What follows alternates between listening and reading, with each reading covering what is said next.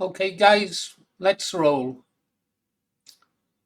Well, we have to face it now.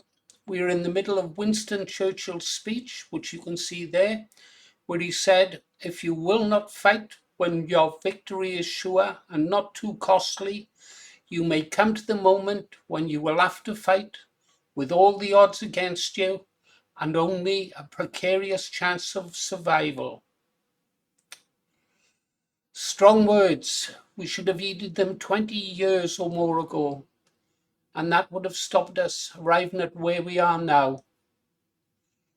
There has been no doubt in my mind now for at least 2 decades that eventually there would be massive civil unrest and even civil war in the UK because of the globalist plans to change the demographics of our nation.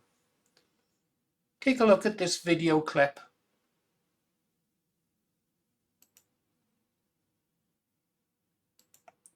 One who is forced to live amongst it is scared shitless because it's happening virtually every day now. I live in the borough right next to Hillingdon. Yep. And so I moved into my house in 2019. My local shop, there's been 3 stabbings, 1 murder since then. Wow. My friend was murdered last year up on the high street. Girl I know was murdered in Southall Park. The government are failing us. I'm so scared for my children. I have a 22-year-old son, and I'm begging him to move out of the country. Oh my goodness, I feel for you. What are these politicians doing to us? They're putting our children in so much danger.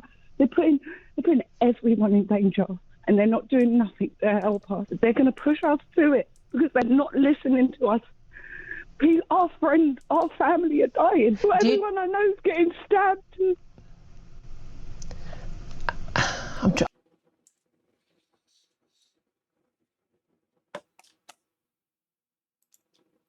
Upsetting, guys. Really upsetting, isn't it? You can go watch the full clip over on the excellent Paul Joseph Watson. Upsetting, yes. Makes you angry. It should. Worried about your children's future? You should be.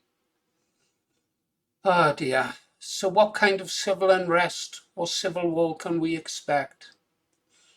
Well, I'm doing another video about what it is like to live at the heart of civil unrest and sectarian violence. I lived through it during my time in Northern Ireland. Must have been something wrong with me. I went out there as a volunteer. 50 pence extra a day, which was the price of a pint of lager.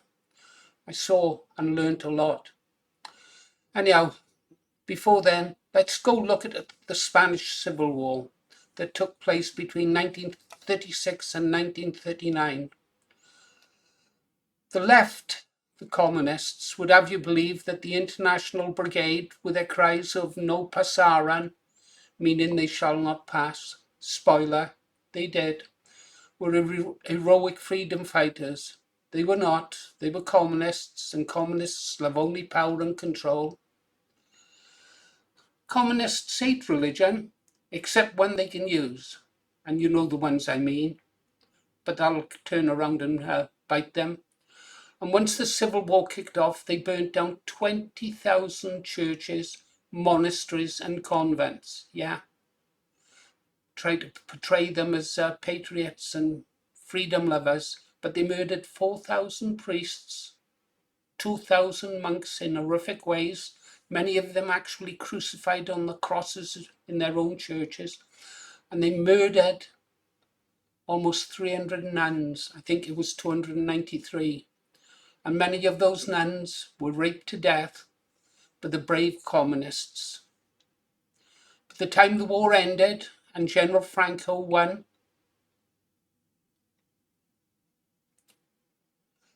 over 3% of Spain's population were dead and millions displaced. Looking at the state of Spain today, one can understand why the Spanish, who know their history, wish there was another Franco somewhere out there waiting to save them.